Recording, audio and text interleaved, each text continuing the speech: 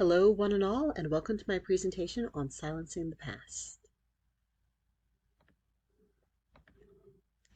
In Silencing the Past, Power and Production of History, Michelle Rolfe-Trujillo argues that the act of creating history is an inherently political one. A historian doesn't simply report facts, even when attempting to be impartial. The process of curating information inherently elevates some voices and disregards others. Trujillo explores this concept through a range of case studies: the Alamo, the Haitian Revolution, the folklore surrounding Christopher Columbus and Columbus Day, and a proposed historical theme park focused on slavery that Disney considered building in Virginia. We'll begin with Chapter 1, Power in the Story. In this chapter, Trujillo explores the role of the historian as a storyteller. He initially looks at the story of the Alamo and how the event went from being a loss for the Texas colonists to a rallying cry, and how the events themselves were mythologized. The actual facts of the story had become less important than the symbolism that goes with it. Humans really are built to tell stories. In the process of making sense of information, we need to put them in the form of a narrative. And that narrative has to be viewed critically. Always ask yourself which voices are elevated and which ones are silenced. For Chapter 2, The Three Faces of Sans Souci, and I apologize for my pronunciation of French, I can guarantee it is going to be off. But in this chapter, Trujillo looks at the Haitian Revolution and Henry Christophe, the first king of Haiti. He built a palace called Sans Souci, or Without Care, carefree. The name also belonged to another general who fought in the Haitian Revolution, Jean-Baptiste Sans Souci. That Sans Souci was eventually executed by Christophe, almost exactly at the site where the Sans Souci Palace was built. Modern Haitians will often downplay Sans Souci's role in the revolution, since his presence indicated a disunity and rebellion within the cause for Haitian independence.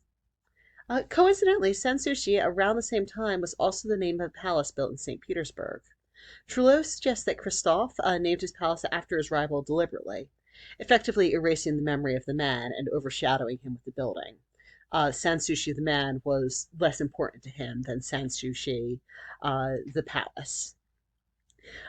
Interestingly, later historians suggest that Christophe was directly referencing the palace in St. Petersburg and brush off the name of his rival as just a tacky coincidence. That actually was not supported by contemporary accounts. Christophe's motivations, along with the erasure of the man Sans Souci, have effectively been erased by history. For Chapter 3, we look at an unthinkable history. In this chapter, Trujillo dives deeper into contemporary responses to the Haitian Revolution and how historians have echoed those responses in their things and recreated that contemporary erasure. At the time of the revolution, the French considered the idea of a widespread slave uprising completely impossible. They repeatedly and extremely racistly described the Haitian population as tranquil and obedient. Even as the revolution occurred, the French population's response was to first downplay the extent of it, saying, oh, this must have been exaggerated. Then to try and attribute it to foreign influence. I know some actually Catholic priests were tried for inciting a rebellion.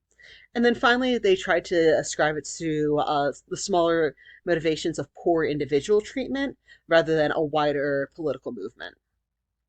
This tendency to focus on the smaller aspects instead of the broader cause of the Haitian Revolution bled through into later history books, especially those written by white historians, effectively silencing the actual philosophy behind the movement and the Haitian voices that made it possible.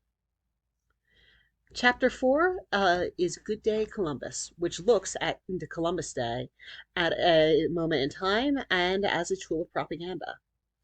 While October 12, 1492 was the day that Columbus landed in the Bahamas, the day itself wasn't seen as especially significant at the time.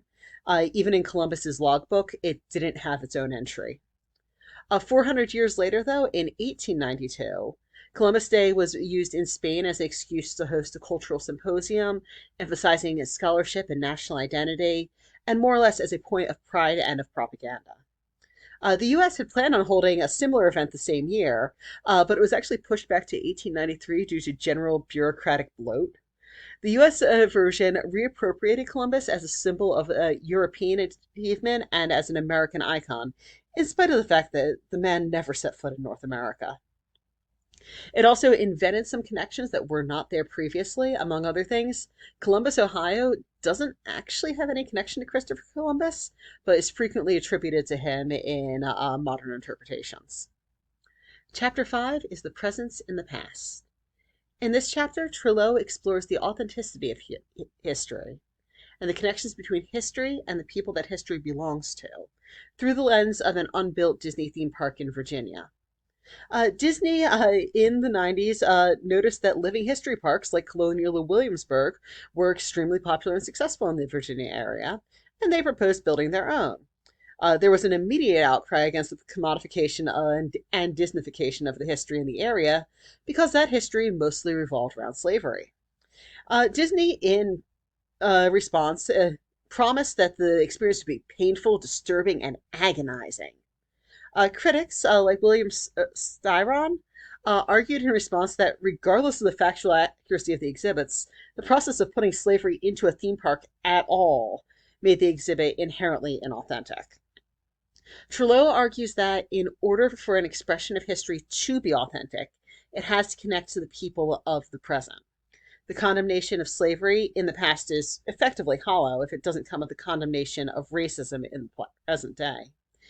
He also draws connections to the Holocaust Museum and points out that that is less important for its examination of the past realities of the Holocaust and more for its exploration of anti-Semitism in the modern day. In conclusion, Trelew explores the effect of the story, explores the effect that storytelling has on the creation of history. It looks at the voices that it amplifies and the voices that it silences.